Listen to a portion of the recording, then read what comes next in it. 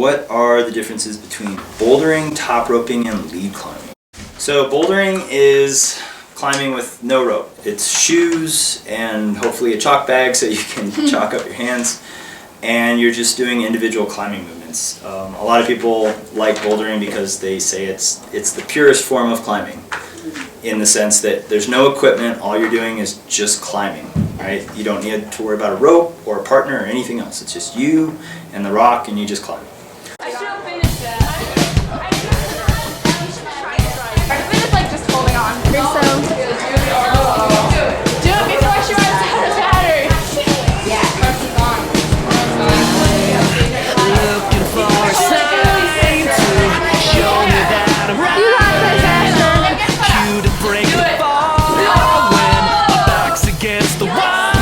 So I'll take it as it comes. I show off anyone who thinks I'll take it slow. Just watch me as I go. Yeah. Ooh, ooh.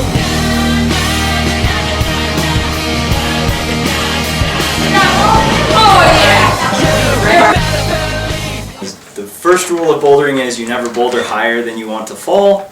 So top roping is essentially where the route is long enough that you really don't want to fall, because the chances of really injuring yourself outweigh the risk of going that high off the ground.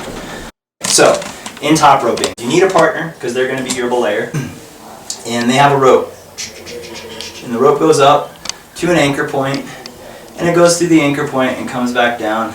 And then you have another climber here, and they are tied into the rope. Top rope part of the top rope system is that top means the rope is actually above the climber.